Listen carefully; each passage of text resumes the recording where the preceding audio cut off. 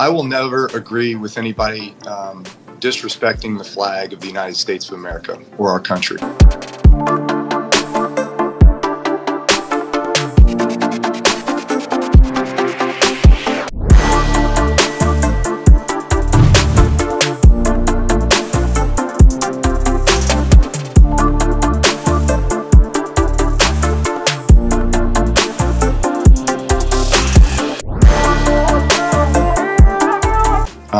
Let me just tell you what I see or what I feel when the national anthem is played and when I look at the flag of the United States.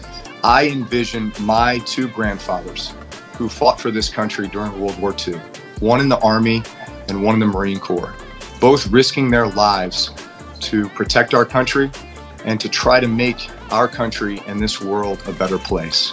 So every time I stand with my hand over my heart, looking at that flag and singing the national anthem, that's what I think about. And in many cases, it brings me to tears, thinking about all that has been sacrificed, not just those in the military, but for that matter, those throughout the civil rights movements of the 60s, and everyone and all that has been endured by so many people up until this point.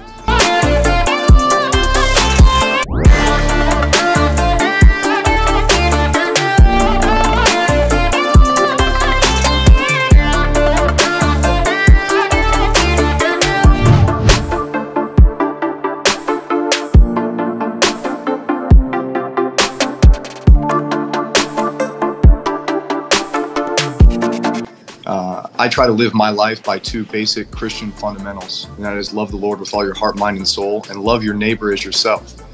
And I think that we accomplish greater things as a community, as a society, and as a country when we do it together.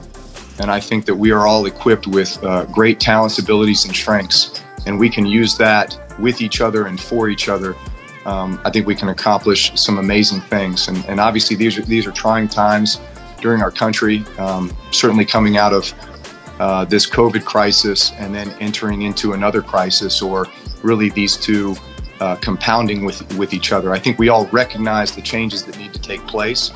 And I do think it's about action versus just, everybody's going to social media and kind of saying their piece. Obviously there are riots and there are protests, and people are certainly out there showing their frustration as well. But I think at the end of the day, we need to find ways to work together to provide opportunities for one another to continue to move our country forward to a bigger and better place.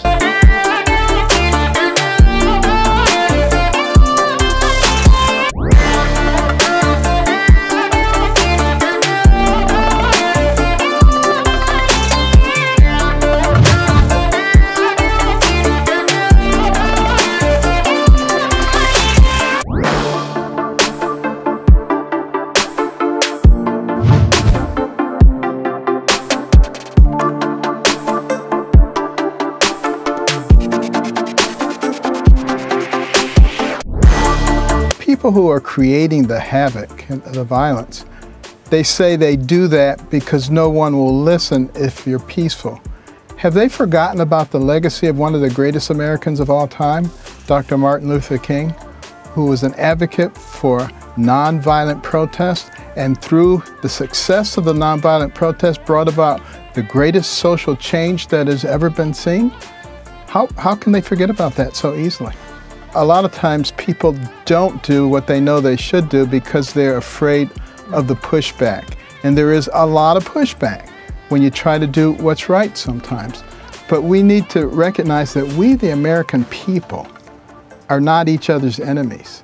And we should not succumb to those who are trying to make us believe that we are enemies, to divide and conquer.